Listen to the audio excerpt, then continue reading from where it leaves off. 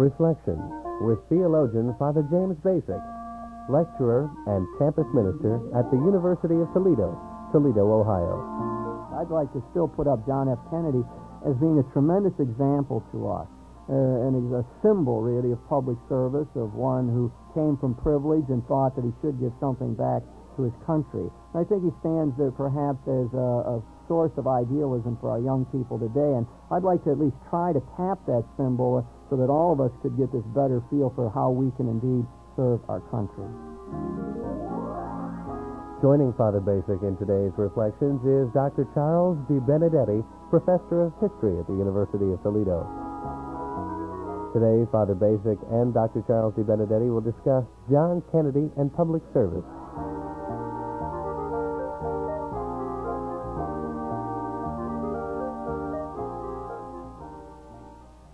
Here's Father Bacik. Hey, Chuck, I know you as a really busy man and around the campus at the University of Toledo, and so I'm especially pleased that you've taken time out to come and talk with me on this program. I've heard you speak before a lecture you gave on Eugene McCarthy and Robert Kennedy, and sort of put me in mind to invite you to talk about another political figure, Robert Kennedy's brother, John F. Kennedy, and to talk a bit about his political views and ideas of public service. So are you open to this kind of conversation? I'm not only open, I'd be eager to talk with you about it. Good. I know that's he is of interest to you. Chuck, what is it exactly that you teach usually at the university? I teach a variety of courses in American history, starting with courses in the history of Americas from the early 1600s, then with special areas of interest in 20th century U.S. foreign relations. You're just the man I need for this program. That's good. Okay, let me start it this way. I want to talk about John Kennedy and his ideas of public service, and I want to do it against the backdrop of what I think is a continuing problem for us, and that is a sense of individualism that we have in our country. I think when I try to trace this whole idea, is a clear breakdown in the medieval world. I think the medieval world still had a lot of the ideas that Aristotle had given us about the ideal of life was to be the public citizen, that the really good person was well trained to take part in the politics of the city in which he lived, and so that one's life was sort of centered there. In fact, for Aristotle, politics was the key discipline, he said. Ethics was a subdivision of politics. If you wanted to know what the good life was, you looked at the good citizen and saw how they interacted and how they took an interest in public affairs and so on. And you sort of figured out your moral stance in life from that ideal of the public citizen. And so that ideal, I think, was really with us in the Western world all the way into medieval times. And it's only in the more modern world that that begins to break down, and we see this whole rise of individualism in our world. That is, comes from many sources, I'm sure, the Industrial Revolution and the Enlightenment period, when people started saying, well, we got to think for ourselves and not just put ourselves under these external authorities, whether they are the state or the church. And I think in our own time we've just seen that sort of develop, and you and I know in dealing with students these days and populace as a whole, there's a lot of this sense of, well, what is in it for me? I've got to make sure that I get a job. People come to the university to get a degree and to go on and to earn a living and so on. So I'm wondering if you'd want to comment a little bit on that whole rise of individualism, or I'd like to talk about it a little bit more anyway, because I think it's crucial to seeing what message John F. Kennedy might have for us about public service. Individualism has been one of the principal characteristics of the American people since the American Revolution. It was one of those attributes of these people that Europeans commented upon most commonly, that Americans always seemed to be on the go. They were very eager, hardworking, aggressive. At the same time, they were always out for number one. They were always out for private gain and private well-being, and seemed to lack any kind of sense of what constituted the common good or the commonweal. Excuse me. Yeah, go ahead. Like you, I've often wondered what are among the many sources of this contradiction between the private good and individualism and the common good, where it all comes from. And I think in part it comes from the very size of the United States. Traditionally, going back to the Aristotelian world that you mentioned, Western peoples only knew of republics as being small in size. Places in which people ruled themselves, which is the very definition of a republic, were very small, and a responsible citizen was that person who exercised responsibilities as a citizen in the way you described. In the United States that followed the American Revolution, however, this was a new kind of republic. It wasn't a small Athens, it wasn't even a small Swiss city-state, but rather it was an empire of tremendous size, much beyond the size that Europeans had ever envisioned. And so I think basically Americans live with the contradictions that we want to maintain a republic in which each of us is a responsible and active citizen. At the same time, we live in the reality of an empire, which today is of global proportions. Mm-hmm. You know, I was thinking what you were talking about in the United States, there's a book by Sidney Mead called The Lively Experiment, where he talks about the fact that our notion of freedom has been shaped by our geography. That is, that when people didn't like what was going on in one section or one state they were living in, they simply moved on. And there was always the westward movement and the new frontier out there where you could go and establish something that fit your own outlook. And I think perhaps our sense of freedom has been shaped by our geography, and it's given it a more individualistic kind of cast. It's it's always been, well, we can go off and sort of, as a smaller group now, and do our own thing and set up our own commonwealth here. It's not only a sense of geography, but that implies a sense of escape. That is, freedom is defined by our ability to escape and evade where we are and get to someplace where it's new, where we are not known, and that we can become our true selves by avoiding the old constraints under which we had previously existed. Yes, it's a great sense of autonomy, isn't it? Freedom is linked with distance in this notion. Distance, apartness, separateness, right. I always often use that image of the cowboy in the United States, which is a very popular one. The cowboy has no ties and is a real hero for us because the cowboy can ride off into the sunset and leave the city behind and go someplace else. So I guess what we're saying is that there's sort of a distinctive understanding of individualism here in the United States. The great Frenchman de Tocqueville came to our country 150 years ago and toured around a bit and said after his visit here that he saw the signs of that individualism, thought that in some ways it would be a problem for us as we went along. He said people would withdraw into interest in their own families and in their own life and not be concerned with the public good.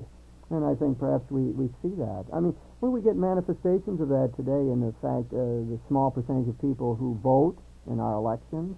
That would be a good barometer, I suppose, of interest in the public good. It remains a problem for us today. Well, it's hard to tell. On the one hand, the ideal of freedom in the form, whether in the stereotype of the cowboy or whatever fashion we take it, is still a very powerful one in American life.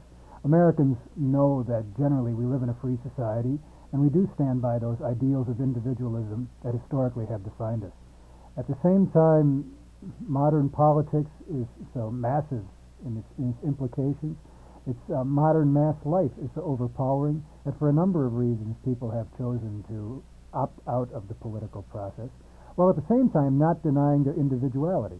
I think, for instance, that mass consumer culture has substituted in large part for that sense of individualism by enabling people to purchase items which equip them with a sense of their own uniqueness and individualism. I suppose the TV set would be a perfect example of that, being able to have your own TV. Well, perhaps automobiles even more. A mass-produced item which is communicated and sold on the understanding that this makes you unique and special. That's right. Yeah, I mean, when you see so many people moving on the freeways, for example, in their own automobiles and sort of isolated from the rest of the world, and that there is a great sense, of exhilaration about it. I remember when I was studying in England and didn't have access to a car, and how difficult it seemed to be using public transportation and so on, and riding around on a bicycle sometimes and so on. And I remember when I got back to the United States, one of my great joys was just to get in the car and go. Almost any place. It was sort of exhilarating to me, and I think, it really stamps me as a typical American in that sense of wanting that kind of freedom and individualism. Freedom, self-control, autonomy, sense of power, and automobile equips us with a lot of these things. You said something before that struck a chord with me that about the complexity of the political process, the very massive character of it and so on. I think if you begin to look at why people opt out or don't want to be a part of it. That might be a factor here, that it all seems so difficult to manage. I mean, people say, well, how can I weigh out the opinions of these various candidates, or how can I look at all these issues, or how could I ever vote intelligently, or how could I ever become involved? I think complexity is probably part of the problem here. People just saying, it's too much for me to cope with, and therefore it's easier to stay on the sidelines and leave it to those other people. People have always worried about democracy, said that is one of the key problems, that the people will just say, well, let's leave it to those others, and that's when others are in a position then to take over power or authority. They're not checked in any way. So I think that complexity would be part of it. At the same time, I believe, paradoxically enough, that the complexity is a major protector of our freedoms. That is, the fact that America is a federal republic in which power exists on all levels, from county and cities on through the national level, means that it is an infinitely complex political process in which we know a lot about national politics, a little about local politics, a number of ways.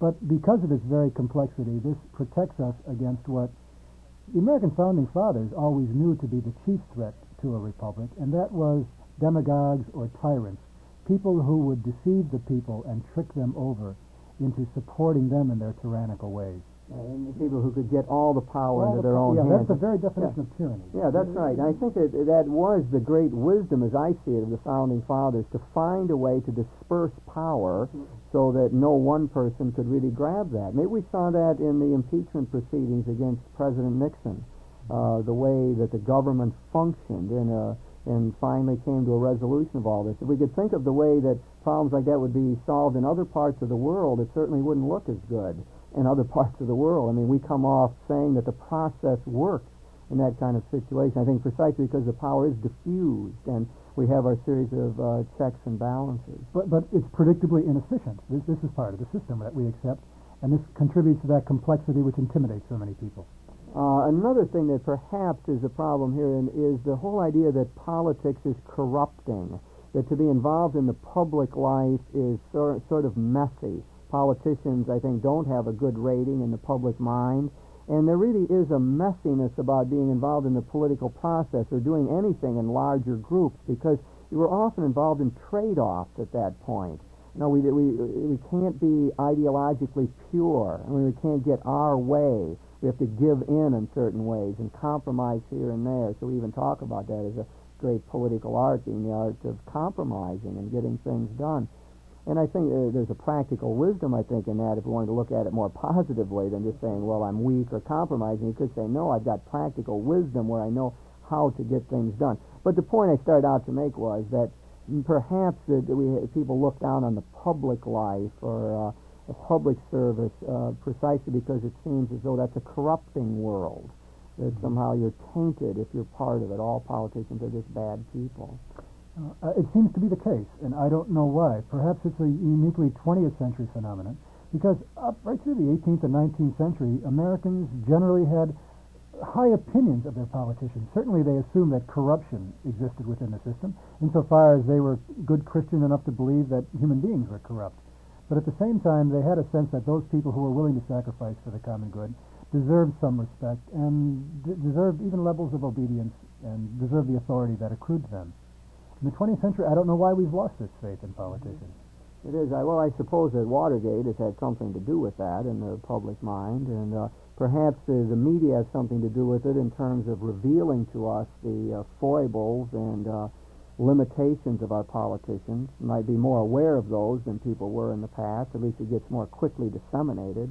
Well, curiously enough, politicians contribute to it in themselves, in the way that so many of them make it popular to run against Washington, for instance, to run against the government, and to hold out the government as being virtually the antithesis of what is good for the nation.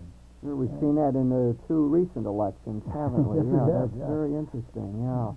So that they even they talk about Washington being the problem, and the bureaucracy there is what is impeding progress. The bureaucracy and the politicians, and they are outsiders, and since they're outsiders, they would bring greater purity to the process. Yeah, it's interesting. That's part of the populist movement, I suppose, in one way or another. Well, Chuck, that I think helps to set the stage here for talking about Kennedy, because what we've tried to do is to say that there is an individualism rampant in our own country, a privatism that says, look out for myself, and I'm not too interested in the common good or the common weal or the public good, so on. And that's where I would like to locate the potential value of John Kennedy now. Kennedy, I think, functions for us symbolically or mythologically. I think that there's polls that show that he is by far the most popular president that we ever had. And there's this feeling among the American people that he was the one who could bail us out, or if we could get one sort of messiah figure now, he would be the one that would come up with the answers for us. And I think very often that symbolic character of John F. Kennedy is not totally in accord with reality. I mean, I think we could talk a little bit about that, but for now, I would like to put him up there as this symbol of public service, as one who thought of going into politics, of giving something back. In a way, he's a representative figure of the East Coast establishment. He's the kind of person who comes from money. He goes to the Ivy League schools. He graduates from Harvard. He grows up with a father who's interested in politics, who's the ambassador to England. He gets to meet all of these people. He travels around the world. He meets world leaders. He gets a chance to see the inner workings of politics and so on. I suppose part of it, too, is the fact that his brother Joe, who was thought of as his father as being the one who would go on in politics and maybe become president, was killed in the Second World War. A lot of factors go into it, but I guess he's representing in my mind that ideal of public service of the people from the East Coast who went to the best schools and had money and thought to themselves somehow, I've got to give something back. I can remember when Rockefeller died and Kissinger gave a talk about Rockefeller, and I think that was one of his themes, that he well understood that he had received so much from this country that it was time to serve it in a way. Now, I think Kennedy, in a way, represents that kind of idealism. Whether it matches all the facts or not, and we can talk about that a little bit, I think he can do that for people. I think when we saw him on television so much in the recent past, when we were commemorating his death, and that we see Kennedy there in the news conferences, we see an apparently vital, vigorous person, and throwing out these challenges to people to get involved in the public process and so on. I think there's an appeal there. And if we can't get it from Kennedy, I think we've got to get it from someplace, because we have to find a way to reintroduce this notion of care for the larger good. We can't continue to function as a country, I don't think, effectively with this privatized individualism we've been describing. Well, maybe I open up some thoughts there on Kennedy and the way he, I think, functions for us. You want to respond to any of that, Chuck? I agree very much in a number of points. First of all, in the way that we need certain representative figures in order to instill in us a new sense of the common good and how each of us might contribute to the common good.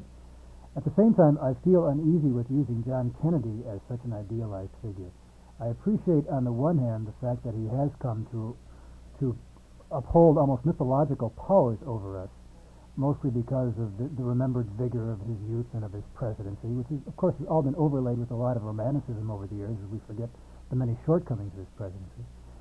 At the same time, I agree that he was representative of this Eastern elite, and he did have this sense of noblesse oblige, or this sense of having a responsibility to return some of the benefits of his class and of his wealth to the American people as a whole.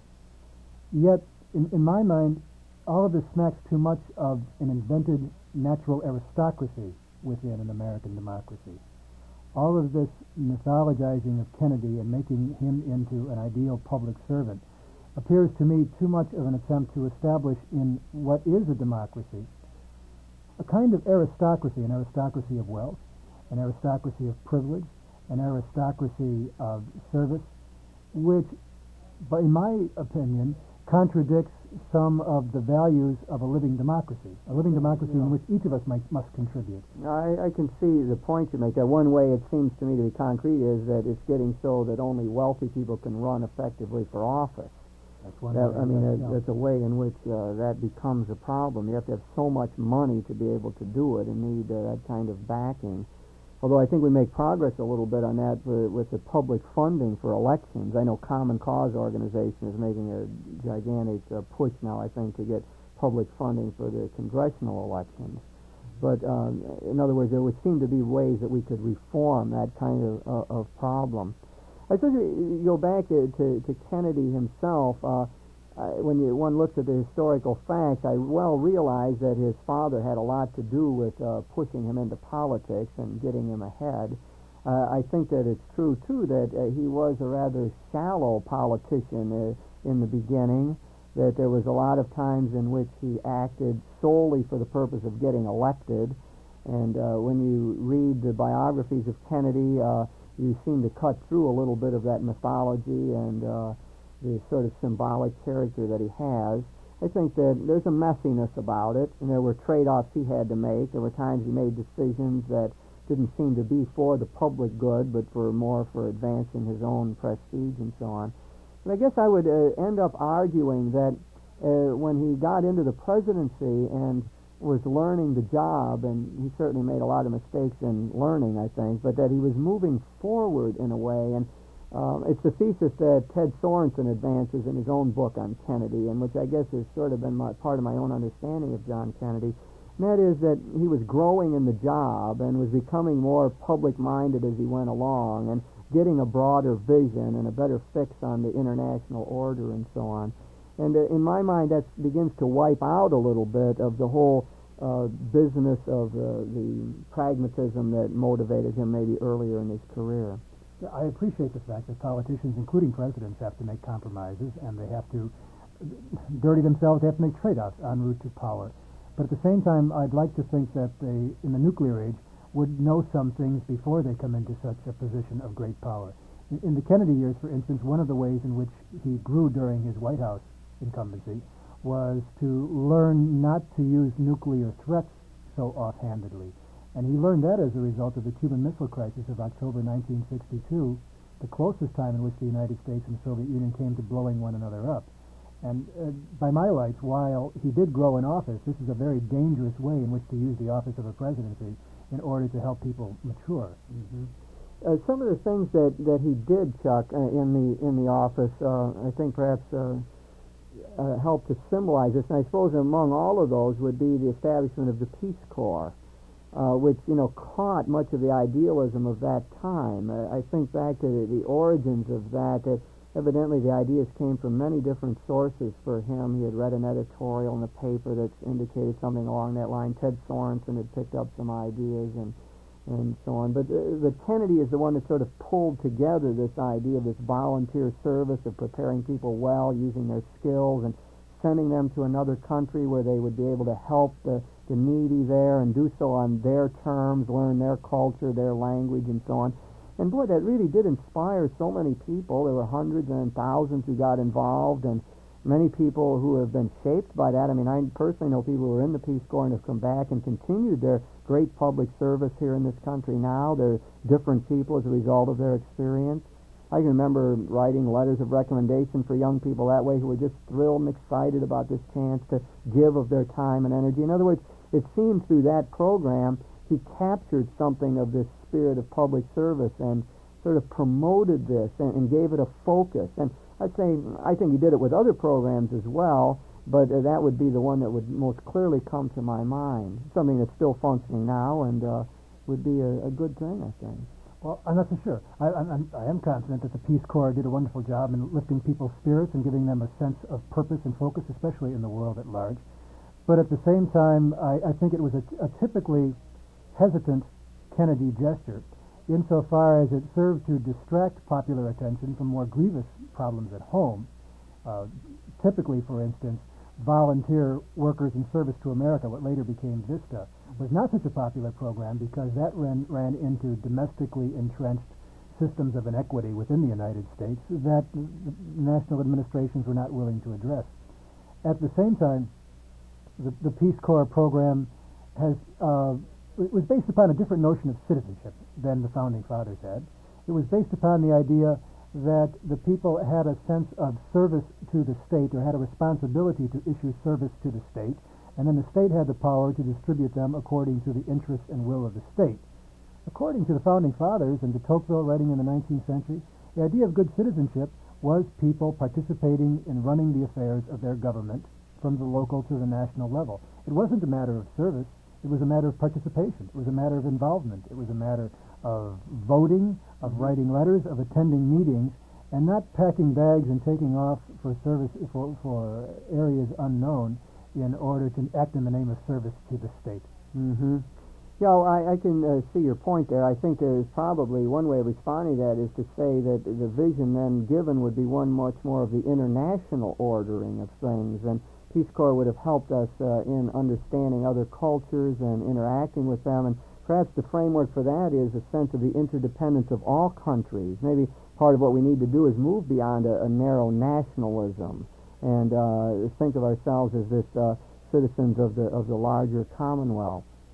Well, Chuck, we've been coming at this a number of different ways, but I think one other point here I want to make, I think, is the fact that maybe the picture looks better if we move beyond just a sense of involvement in politics and government, because serving the public good has to do a whole lot with other ways as well. I mean, trying to feed poor people in the United States on a volunteer basis. You think of all the people working in soup kitchens these days who seem to manage to do that.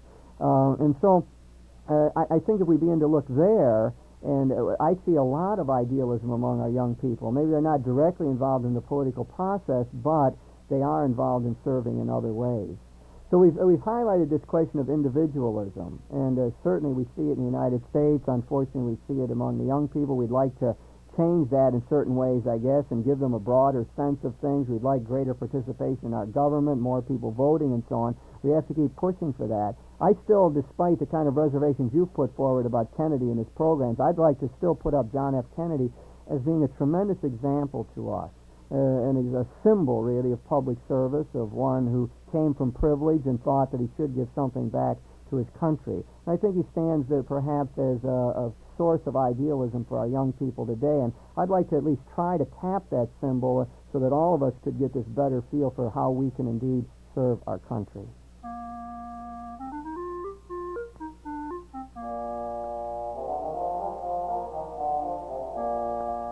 You've been listening to Reflections with your host, theologian Father James Bacik, lecturer and campus minister at the University of Toledo, Toledo, Ohio. Joining Father Bacik in this discussion was Dr. Charles D. Benedetti, who is a professor of history at the University of Toledo. The topic of this week's Reflections was John Kennedy and public service. Comments or questions on this show or suggestions for future topics should be sent to Father James Bacik, Catholic Campus Ministry, 2086 Brooksdale Drive, Toledo, Ohio, 43606.